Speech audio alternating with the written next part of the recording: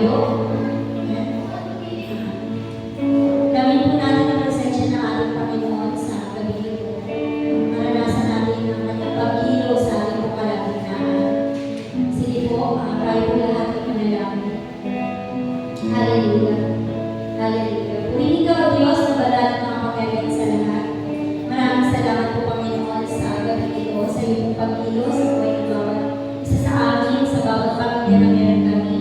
Purihin ka, Panginoon, sapagkat sa kabila ng mga kaabalahan, sa kabila ng mga kapaguran, pinagtagumpay mo ang bawat isa sa amin, Panginoon Diyos. Narito kami sa iyong tahanan upang sambahin ka, dakilain ka, pasalamatan ka, parangalan ka, taas at tanggilang pangalan mo, na kung paano mo kumililo sa aming mga buhay, ilakihan ito ng aming pong mga puso, Panginoon Diyos. Kaya Lord, deserve mo na makatanggap ang pinakamataas na paburing pagsangka sa gabi nito.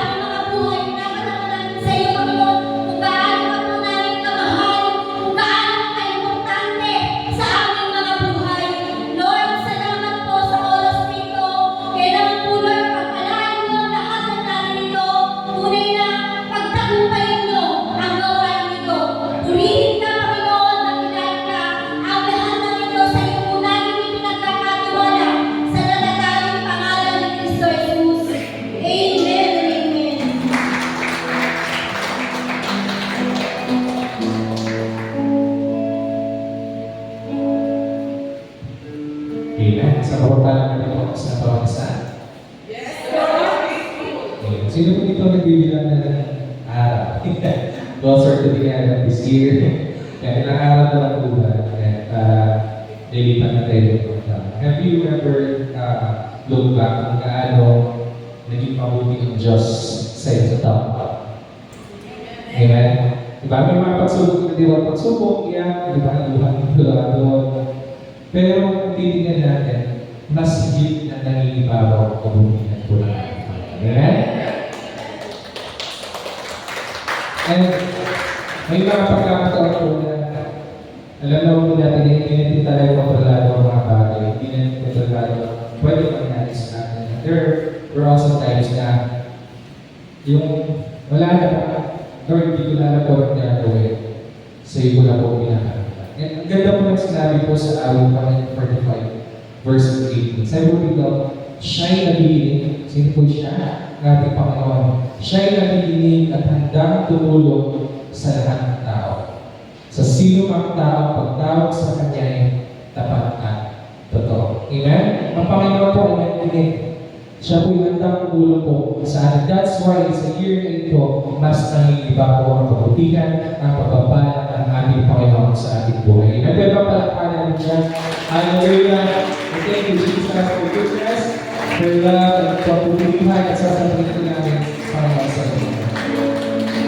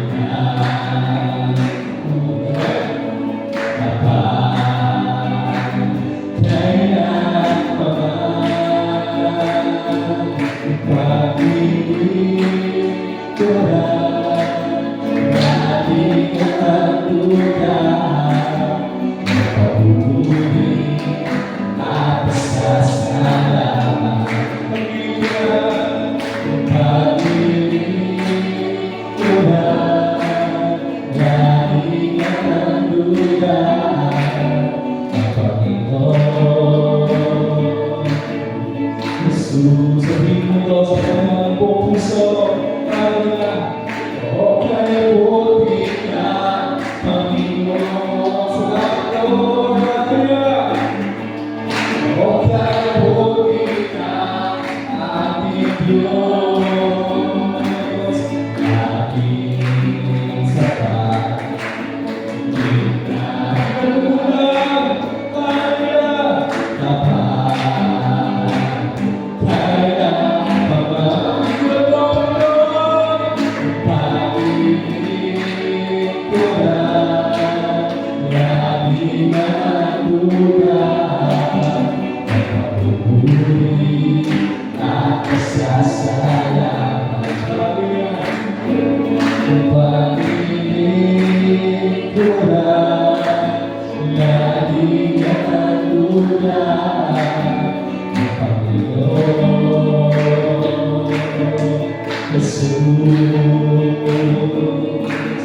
Oh Dios,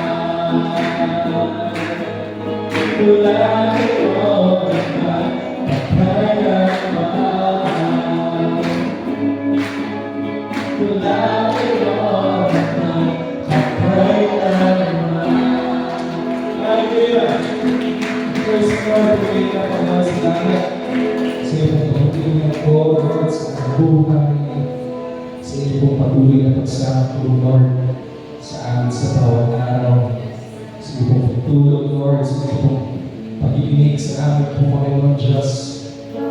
Tunay, Lord, na hindi po talaga namin kaya, Panginoon, mula sa buhay po namin. Thank you for the assurance, Lord God, na lagi kang kasama namin, Panginoon Diyos.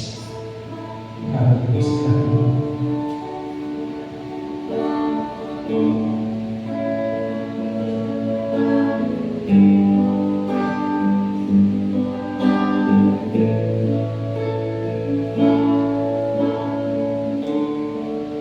Sa'yo ka ba aking bibigyan buong buhay? Sa'yo, O Diyos, akala ko aking mundo nang makasa'yo.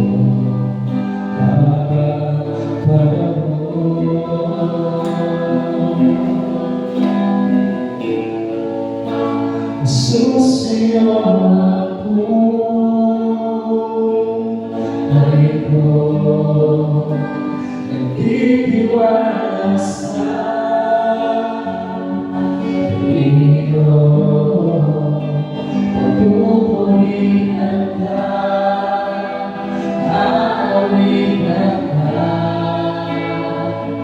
buong buhay.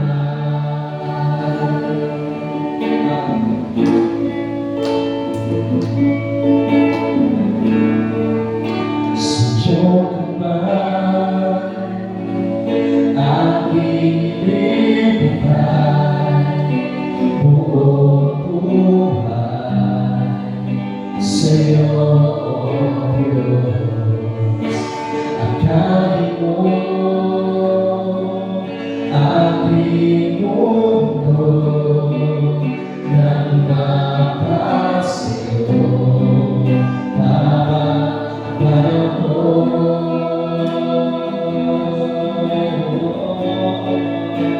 Susiyo ako ay ko nagtitiwala sa iyo. Papupurihan ka, aawitan ka. Susiyo ako ay ko nagtitiwala sa iyo. Papupurihan ka, aawitan ka, buong buhay.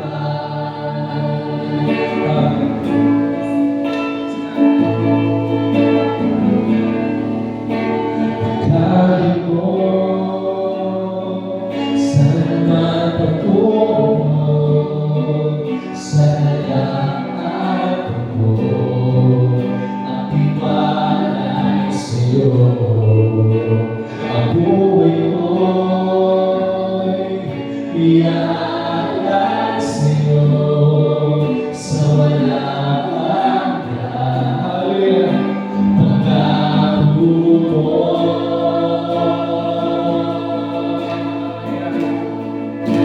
susiyo ako ay ko nagtitiwala sa iyo. Papupurihan ka, aawitan ka. Susiyo ako ay ko nagtitiwala sa iyo. Papupurihan ka, aawitan ka, buong buhay.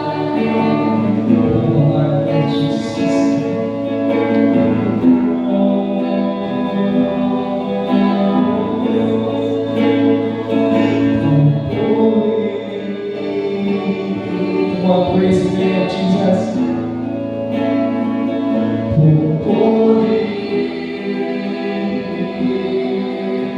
Our church, worship the name of Jesus. Holy.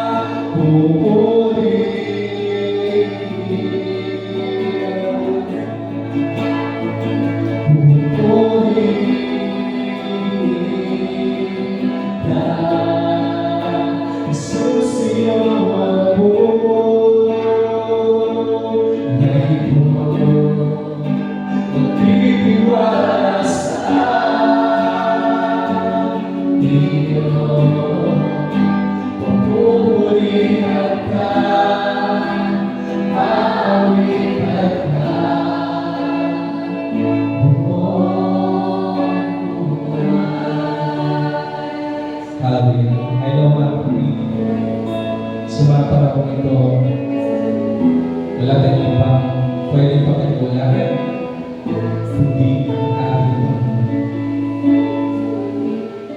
If you're a person right now na hindi mo alam kung gagawin, hindi mo alam kung saan ka pupunta, I want you to trust the Lord Jesus Christ as we sing this song. Siya'y tumutugon, siya'y nakikinig, hindi niya bababayaan. Lagi siyang nandyan para sa iyo. Iingatan ka niya. Magtiwala ka, kapatid, pagtatagampain ka ng Panginoon sooner. In Jesus' name. Sasagot ka, Panginoon, sa iyong panalangin. In Jesus' name. Magtiwala tayo sa ating napakabulang Diyos. And as we sing this song once again, with your heart and worship the Lord Jesus Christ.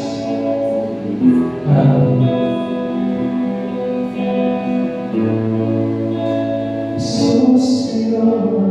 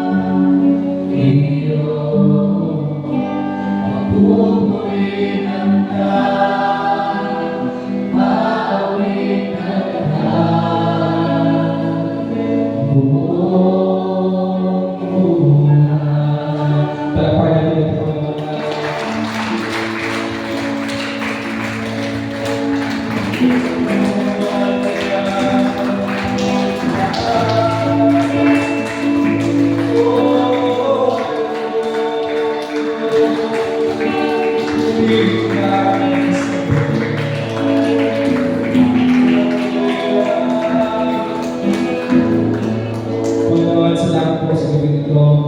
We know, Father God, meron kang tinugon, meron kang tinupan sa gabi nito, Panginoon.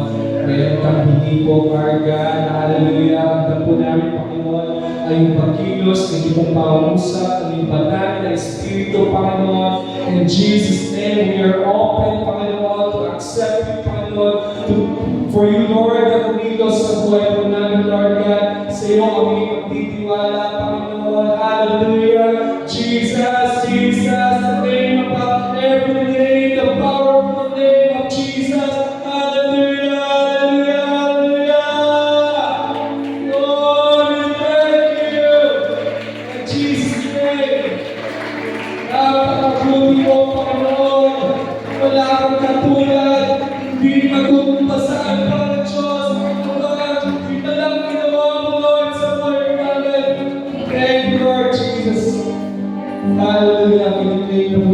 Lord God, ang iyong ginawa, ang iyong pagtugon sa gabi ito, Panginoon. Salamat po sa iyong pagpapuri at pagsamba sa pangalan ng Jesus.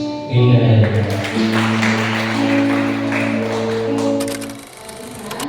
Yes, the Lord is faithful.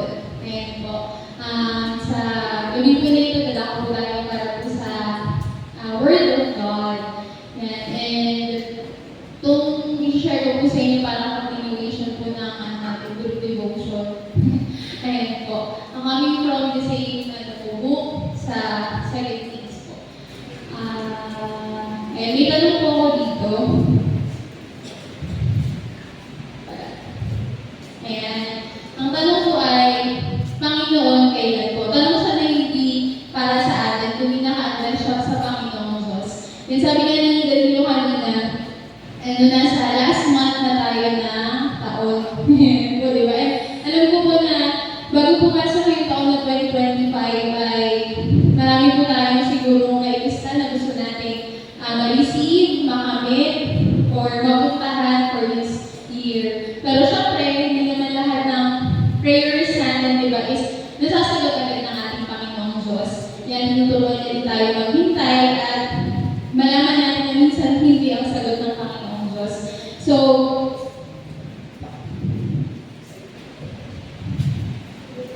ayan. And yung pamagat po ng ating pong yan ay, ang title niyo po ay Inaasam na Sagot. And sa First Kings po pala, First Kings 18 verses 41 to 46. Yan, sino po dito yung may inaasam na sagot mula sa Panginoon? Meron po ba? Amen. Alam ko po na may mga inaantay po tayong kasagutan sa ating Panginoong Diyos. Yung iba, matagal na po natin pinapanalangin.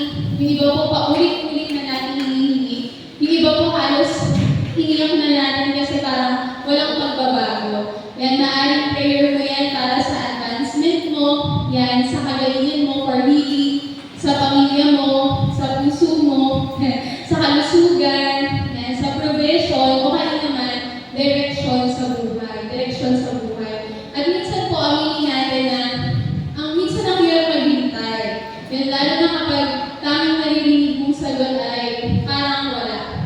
Walang sagot. Or wala. Yan, sa Bible po, may isang tao na tinuruan din siya ng Panginoong Diyos na maghintay ng sagot. And ito po ay si Elijah. Yan po. Si Elijah po, and makikita po natin kung paano po yung Panginoon ay kinilos muli yan sa buhay po ni Propeta Elijah. Yan, si Elijah po, sa record po ng 2 Kings, chapter 2, verses 1 to 12, yan, Elijah doesn't die, but is taken up by God in a chariot of fire. Yan po, aside from Elijah, may isa pa pong hindi naka-experience ng physical death, at yun po ay si Enoch. Yan po, so dalawa lang po sila from the Old Testament. And po, si Elijah din po ay isa pong propeta. Yan po, sige po, so basahin po natin yung text po natin na yan po, yung text po natin from 1 Kings chapter 18 verses 41 to 46. Yan, tayo po tayo lahat. Yan, ako po muna, tas kayo po. Salitan po tayo. Yan, verse 41, sinabi ni Elias kay Ahab, lumakad ka na, maaari ka nang kumain at uminom. Naririnig ko na ang pagbuhos ng ulan.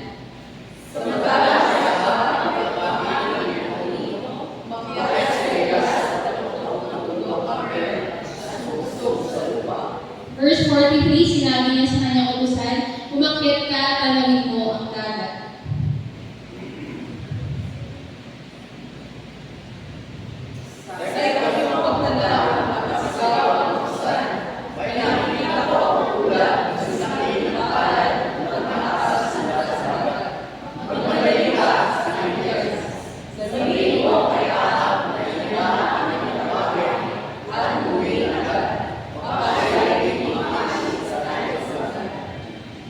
Verse 45, hindi nagtagal at nagdilim ang langit sa kapal ng ulap, lumakas ang hangin at biglang bumuhos ang malakas na ulan. Sumakay si Ahab sa karuwahe at nagmamadaling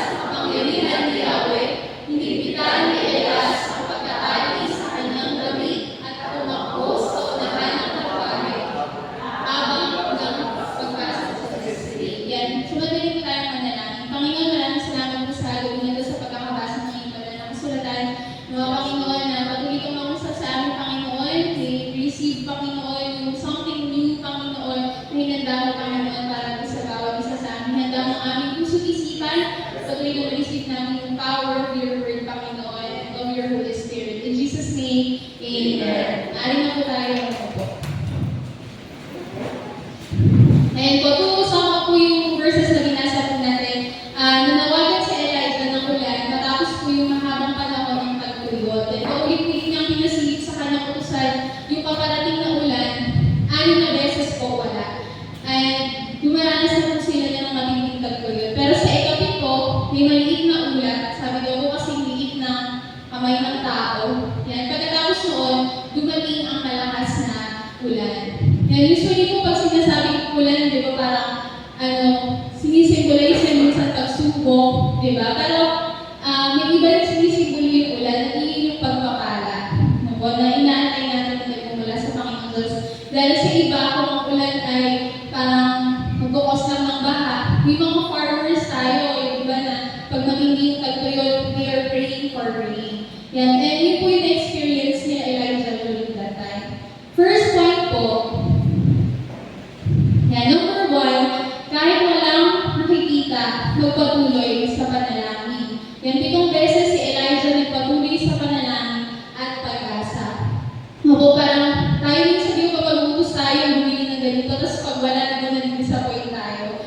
And sabi ng utusan kay Elijah, wala.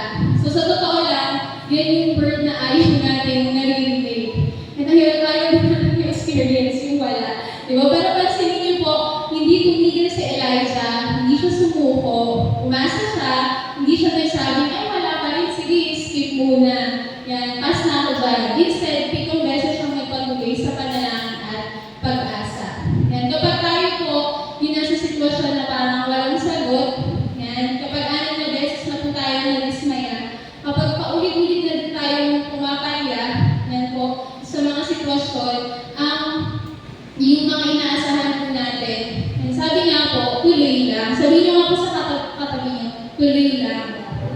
Yan, tuloy lang.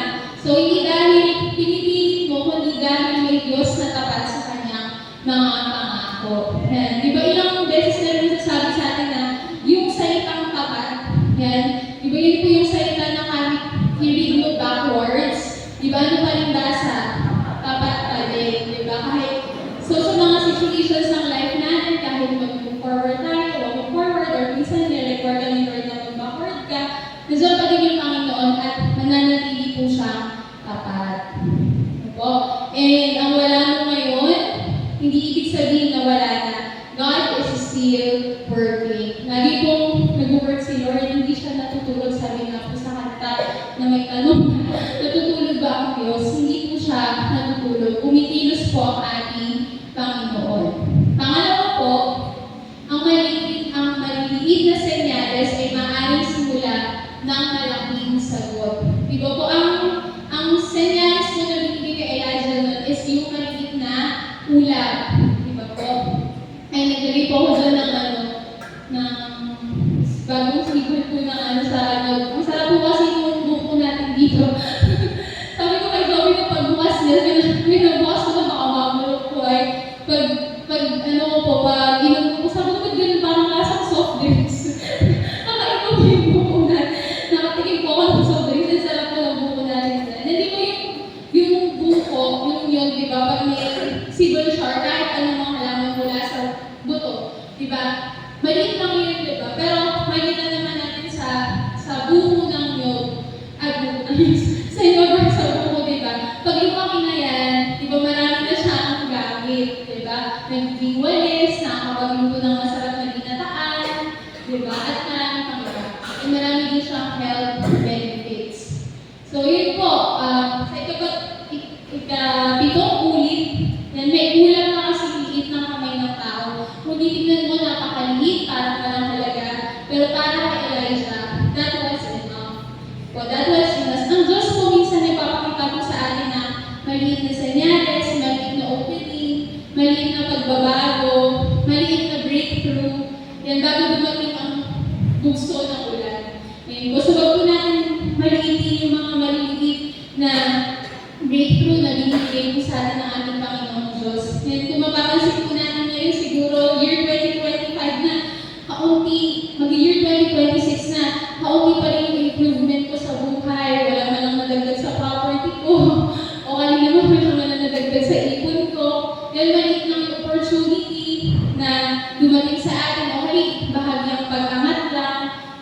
maraming no sa kabila, maraming isang yes sa kabila ng maraming no, isang maliit na answered prayer. Pero wag po natin maliitin yan ng pahiwatig ng Diyos na may malakas na ulan na paparating. Po. Next po, yan, ang maliit na ulan ngayon ay maaaring simula ng sagot na inaasam ko.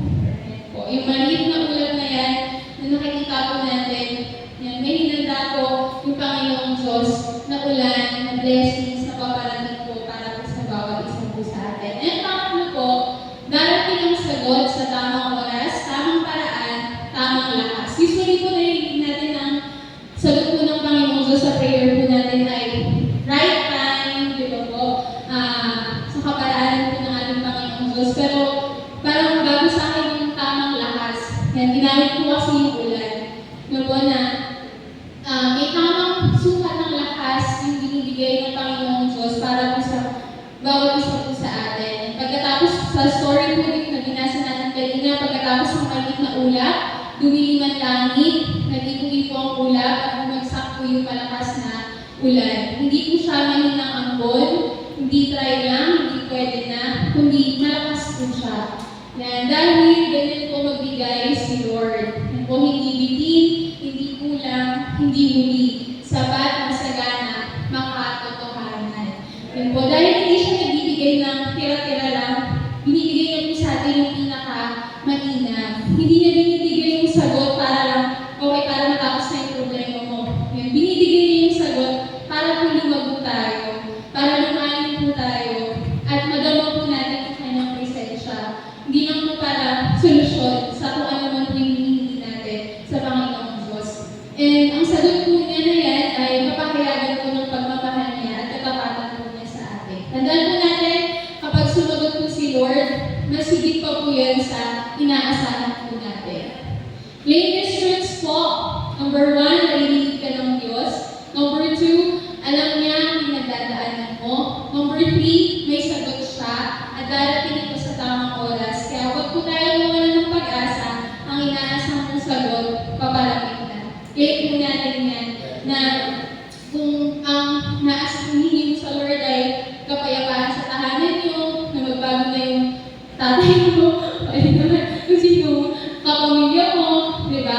Magkaroon ng change dun sa character ng isang tao, o kali naman ay sa trabaho mo, o kali sa career mo ngayon, di ba, na magbago yung mga tao sa paligid mo. Yan, marami po tayo, hindi lang naman po yung physical na blessing yung hinihingi natin. Alam ko po, marami po tayong breakthrough na hinihingi sa ating Panginoon Diyos.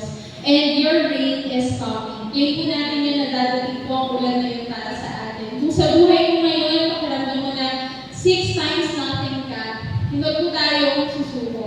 Yan, baka malapit na lumabas yung small cloud natin na matagal na po natin inaantay. And gusto ko po magtapos dito sa dalawang bagay po na ito, yan sa life po ni Elijah. Yan, power comes after the altar is restored. Yung kung babasahin po natin yung mga naunang verses po, yan, Elijah rebuilt the Lord's altar before the fire fell. After the fire came the rain. Sabi po dyan, restoration of worship leads to restoration of blessing. Kaya napakaganda po niya na ang naging first step po ni Elijah is hindi humingi agad ng fire. Diba? Hindi siya humingi agad ng pagpuspos. Kundi ni-restore po na po niya yung altar. Kasi nga po that time, yung mga Israelites po ay sumumbong po sila sa Diyos-Diyos, sa kay Baal. Po, and yung ni-restore na po yung altar, it signifies po yung rightful place in the hearts of people. Yan po. Minsan po kasi may mali sa puso natin. Yan. And that is the altar of the Lord that we need to restore. No po. The sequence po is very important na sinabi dyan eh. The altar restored, fire fell, and the rain came. And po, it is a reminder to every one of us po na when we are asking something from God, and check po muna natin yung puso po natin. The altar, baka it needs restoration. Kailangan po ng restoration. And kapag na-restore na natin yung puso natin, pagtama na yan, the Lord, titilo siya. Fire fell, and the rain will come. And last po, Yan, ito po kung magtatapos, the posture of prayer matters. Ano po? Sabi po dyan, Elijah bent down with his head between his knees, a posture of humility. Sa ibang salin po, nagpatira po siya sumunsub po siya sa lupa, sa binasa po natin.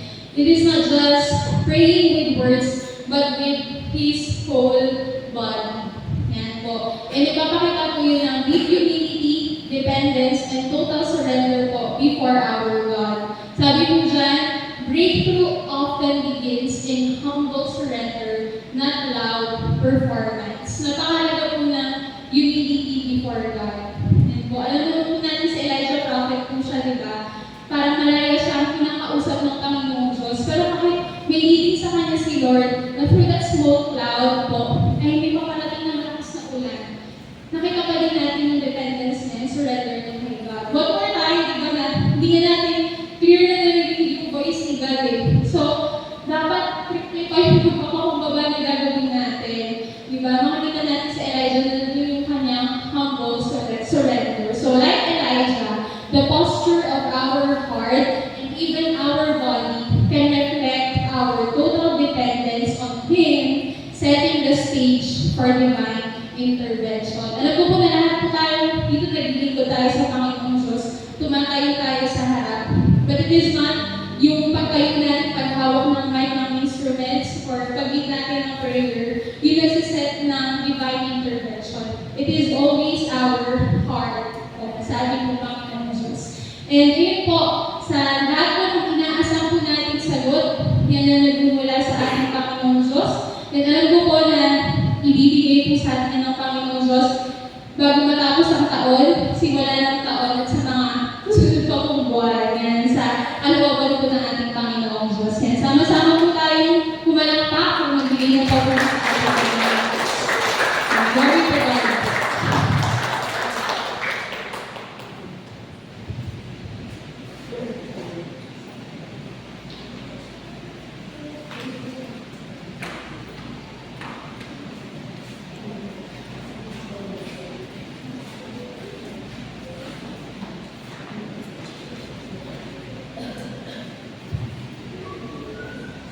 Yan. Sa ating pong pananalaman, yan. Gusto ko ibahagi sa inyo yung Jeremias 33 verse 3. Sabi po dito, tawagin mo ako at sasagutin kita at ipapakita ko sa iyo ang mga dakilang bagay na hindi mo alam. Yan. Ang Diyos ay nag-aanyaya sa akin na tawagin siya sa panalangin. Hindi lang niya tayo napakinggan, kundi napangako niya na ipapakita sa atin ang mga bagay na lampas sa ating pangunawa. Ito ay paalala na ang lahat ng ating problema, panalangin, pangarap at tanong ay maaaring dalhin sa Kanya. Kapag tayo ay nananalangin ng may pananampalataya, binubuksan niya ang pinto ng kanyang karunungan at gabay sa ating buhay. Kaya huwag po tayo magpatuloy lumapit sa Diyos. Siya'y laging handa sumagot sa ating panalangin at ipapakita sa atin ang mga plano niya na mas mataas pa kaysa sa ating plans. Yan, tuloy po ang ating Panginoon. Sa oras po na ito, tayo po ay mga po ng partner para po sa ating mga pagsariling panalangin at maging sa ating papanalangin. Sige po, wala po tayo.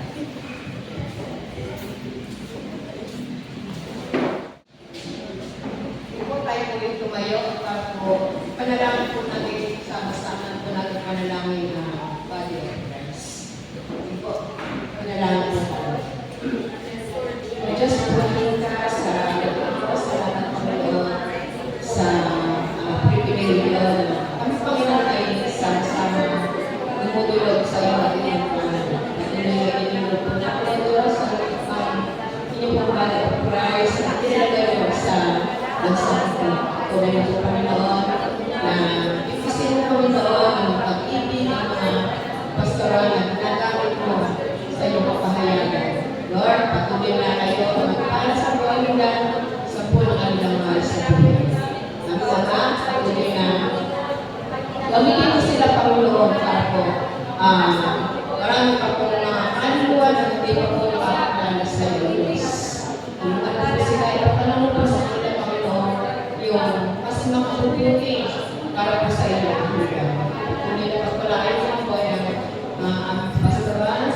Pastor Don Salabanya, si Pastor Dan, si Pastor Erwin, maging si Pastor Den Panginoon. I-bless mo po ang buhay nila. Alam po lang, Lord Diyos, na ang paglilingkod nila sa iyo, Diyos, ay tapat. Andun, Panginoon, yung eagerness nila na marami pang kaluluwa ang madala sa iyong Panginoon. Maraming salamat po sa buhay nila na patuloy na nagpapagamit sa iyong basan. Okay, sa amin po, panalangin ay dinuli sa iyo, Diyos. Alam po namin, Panginoon, na ito ay may katugunan na sa tamang panahon. Pagkunin ang pagpalaan po, Panginoon, maging sa mga panalangin na hindi po namin nabanggit. Lord, salamat sa tugunan na ngayon parang po ay amin pong matatanggap.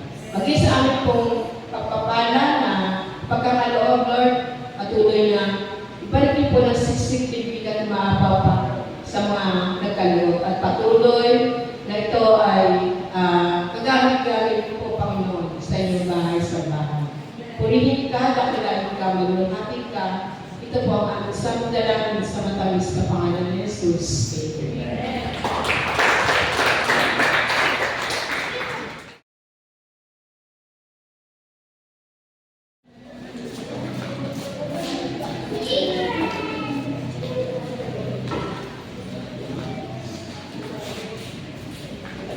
Praise God. Lapan po natin si Lord sa announcement po sa ating po placing worship band. May practice po kayo na Friday, alas 6 po dito po sa kahit sa bahay. Nag-booking naman po Saturday, 4:30 p.m. po. Then, wait na po natin yung choir, 6 p.m. po. And special announcement yan sa mga nais po mag-pass ng blessings yan sa dami po na Christmas celebration po natin sa kailan po? December 21. Ayan. Sabi na po ba ang lahat? Ayan. Share po natin yung ating blessings. I will share po natin si Kate sa mga nais po magpala po or magbigay po ng something cash or income po para po sa dami po natin Christmas celebration. Talaga po natin sila. Again, reminder po, lahat po ng bawal sa dating po Christmas celebration po natin. Any special announcement po?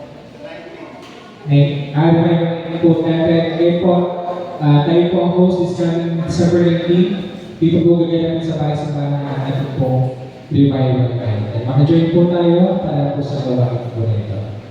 Yan naman po, dos po sa kanilang pastor.